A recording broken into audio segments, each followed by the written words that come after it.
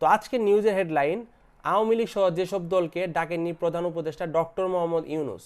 আপনারা জানেন যে ডক্টর ইউনূস বর্তমান সময়ে বিভিন্ন রাজনৈতিক দলের বড় বড় নেতাদের সাথে বৈঠক করছে। তো কালকে তিনি একটি বৈঠক করেছেন, সেই বৈঠকে তিনি আওয়ামী লীগকে ডাকেননি। আওয়ামী লীগ সহ আরও কয়েকটি দল রয়েছে, আওয়ামী লীগের যে জোট দল রয়েছে তাদেরও তিনি ডাকেননি। তো কোন কোন দলকে ডেকেছে বা কবে নির্বাচন হবে সেটি থাকছে আজকের এই ভিডিওতে। তো গুরুত্বপূর্ণ এই ভিডিওটি অবশ্যই মনোযোগ সহকারে দেখুন। বিভিন্ন রাজনৈতিক এবং জোটের সঙ্গে আলোচনায় বসেছেন প্রধান উপদেষ্টা ডাক্তার মোহাম্মদ ইউনূস। শনিবার 31শে আগস্ট বিকাল থেকে রাত 8টা পর্যন্ত প্রধান উপদেষ্টার কার্যালয়ে যমুনায় এই বৈঠক হবে। গত 12ই আগস্ট বিএনপি, জামাত ইসলামী সহ যেসব দল ডক্টর ইউনূসের সঙ্গে বৈঠক করেছিলেন তাদের এবারের বৈঠকে ডাকা হয়নি। আমন্ত্রণ পায়নি গণ অভ্যুত্থানে ক্ষমতাচ্যুত আওয়ামী লীগ। আওয়ামী লীগকে তারা ডাকেনি, আর ডাকবেই বা কী করে? কারণ আওয়ামী লীগের কোনো নেতাই দেশে নেই বা মিটিং করার মতো কেউ আছে কিনা আমার জানা নেই। মত বিনিময়ে এ সভায় ডাক পায়নি 14 দলীয় জোট।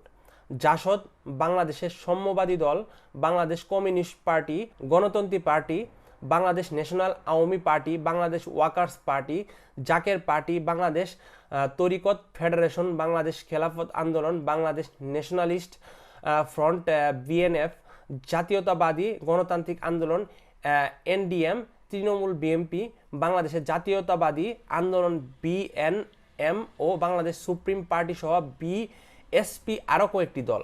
তো এই সব দলগুলো ডাক পায়নি। প্রধান উপদেষ্টার সঙ্গে মত বিনিময় সভায় খেলাপথ মজলিস, বাংলাদেশ খেলাপথ মজলিস, লিবারেল ডেমোক্রেটিক পার্টি, জাতীয় পার্টি, জাতীয়বাদী সমমনা জোট, 12 দলীয় জোট এবং বাংলাদেশ জাসদ ডাক পেয়েছে। বিকেল 3টায় খেলাপথে আন্দোলন, খেলাপথে মজলিস, জমিয়তে উলামায়ে ইসলাম বাংলাদেশ সহ 60টি ইসলামী দলের প্রতিনিধিরা অংশ নিয়েছিল এই বৈঠকে। এর আগে বৃহস্পতিবার 29 আগস্ট মির্জা ফখরুলের নেতৃত্বে একটি প্রতিনিধি দল প্রধান উপদেষ্টার সঙ্গে সাক্ষাৎ করেন। সাক্ষাৎ শেষে বিএনপির মহাসচিব মির্জা ফখরুল ইসলাম আলমগীর সাংবাদিকদের বলেন, রাজনৈতিক দলগুলোর সাথে পর্যায়ক্রমে উপদেষ্টাদের মত বিনিময় করবেন তিনি।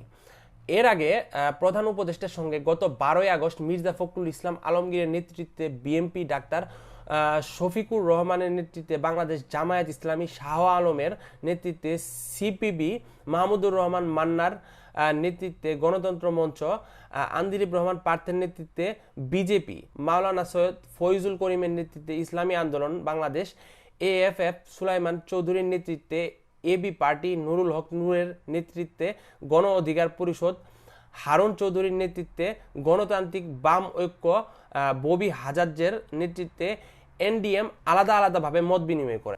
এই জায়গায় কিন্তু গণপরিষদকেও ডাকা হয়েছে। আপনারা জানেন যে নুরুল হক, যিনি ডাকসুর সভাপতি ছিলেন, তাকেও কিন্তু ডাকা হয়েছে এই মত বিনিময় সভায়। কিন্তু এই জায়গায় আওয়ামী লীগকে তারা স্থান দেয়নি। ছাত্র জনতার আন্দোলনে গত 5 আগস্ট আওয়ামী লীগ সরকার পতনের 3 দিন পর 8 আগস্ট অন্তর্বর্তী সরকারের দায়িত্ব বুঝে নেয় ডক্টর মোহাম্মদ ইউনূস উপদেষ্টা পরিষদ। আওয়ামী লীগকে বাদ রেখে অন্যান্য দল ও সেনাবাহিনী আলোচনা করে এই সরকার গঠনের সিদ্ধান্ত নেয়। তো এই হচ্ছে পরিস্থিতি। তো ডক্টর মোহাম্মদ ইউনূস আওয়ামী লীগকে সামনে নির্বাচনে রাখছে না বা তাদের সঙ্গে কোনো মত বিনিময় করছে না। এই বিষয়টিকে আপনারা কীভাবে দেখছেন তা অবশ্যই কমেন্ট করে জানাবেন। আর এমন আরও গুরুত্বপূর্ণ সব ভিডিও সবার আগে পেতে আমাদের ইউটিউব চ্যানেলটিকে অবশ্যই সাবস্ক্রাইব করবেন। ধন্যবাদ সবাইকে।